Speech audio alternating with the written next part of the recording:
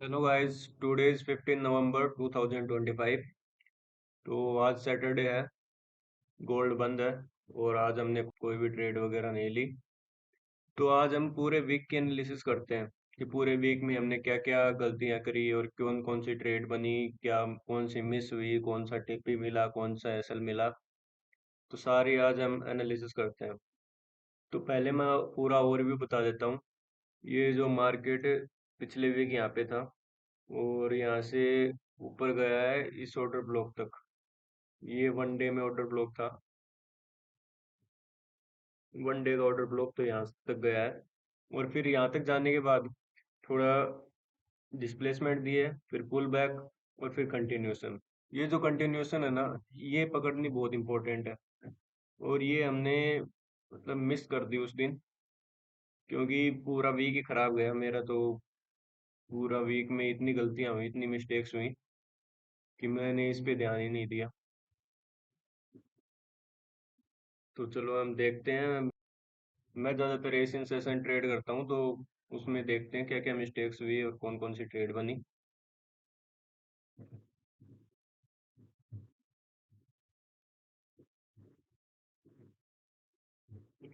तो पहला दिन ये मंडे।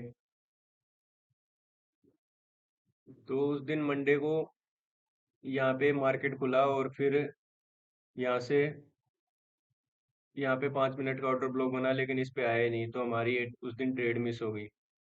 ट्रेड मिस हो गई और उस दिन मैंने यहाँ पे डाउन की ट्रेड ली थी 3 मिनट में। तो यहाँ पे मेरा ऐसा लग गया था।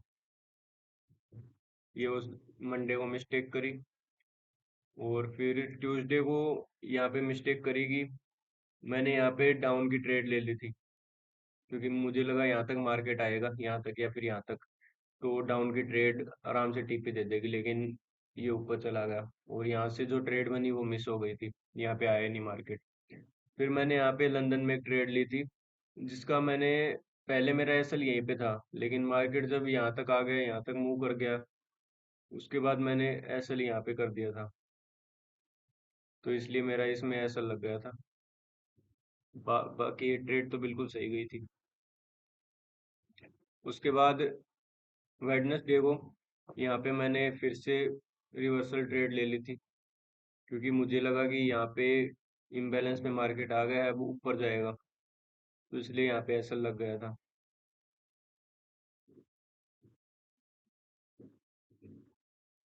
उसके बाद थर्सडे को यहाँ पे ट्रेड बनी, लेकिन यहाँ पे मार्केट आया नहीं, तो मिस हो गई। और उसके बाद मैंने बंद कर दिया चार्ट वगैरह।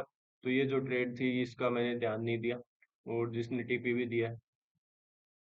उसके बाद फ्राइडे को यानी कि कल कल मैंने बताया था कि यहाँ पे मुझसे गलती ये हुई कि मैं बीच में घुस गया, यहाँ तक आने तक का वेट ही नहीं किया।